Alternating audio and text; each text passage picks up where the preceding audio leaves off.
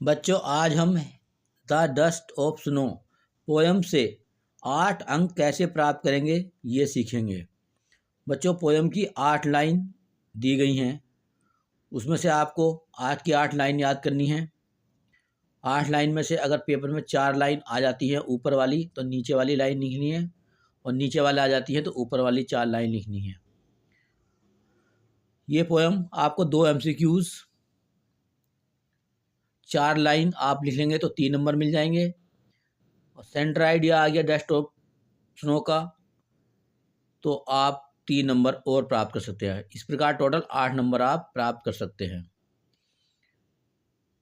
जल्दी से पोयम की 8 लाइन याद कर लीजिए, ये बहुत इंपॉर्टेंट है। पोयम मैं आपको पढ़ के सुना रहा हूँ। The way a crow shook down on me the dust of snow from a hemlock tree has given my heart a change of mood and saved some part of a day I had rued. ये poem की 8 line है, आपको 8 की 8 line कर दी हैं।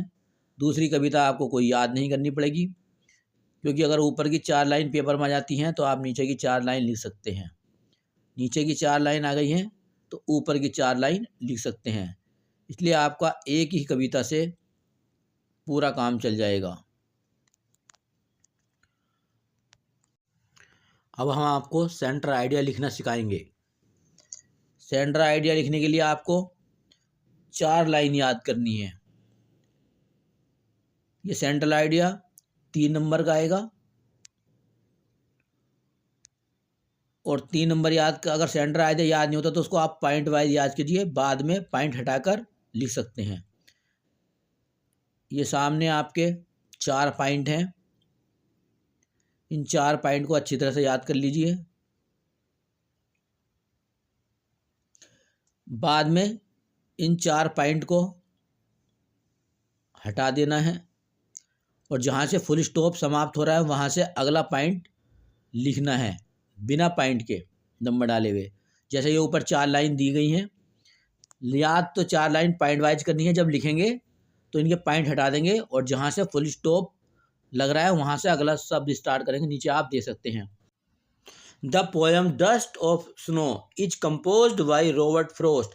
The poem shows how small and simple moment can change our mood. When dust of snow falls on the poet, his sadness ends. A little incident brings happiness and saves the rest of his days. इस कविता का हिंदी में भी अर्थ दिया गया है। यह कविता Robert Frost के द्वारा लिखी गई है। यह कविता बताती है कि छोटी सी घटना भी हमारा मूड बदल सकती है। बर्फ़ की धूल गिरने से कवि का दुख दूर हो जाता है।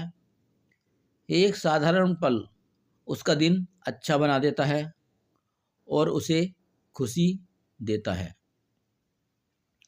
आगे हम इस पोएम से जो 2 MCQs पूछे जाएंगे उनको देखेंगे। इस पोएम से जो MCQs पूछे जा सकते हैं कुछ इस प्रकार हैं। Read the given extract and choose the correct option to answer the following question. 2 MCQs होंगे।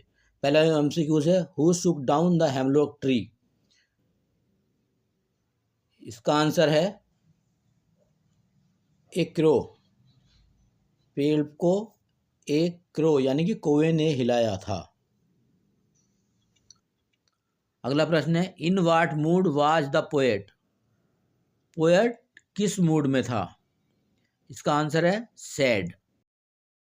अगला क्वेश्चन इससे बन सकता है what fell on the poet.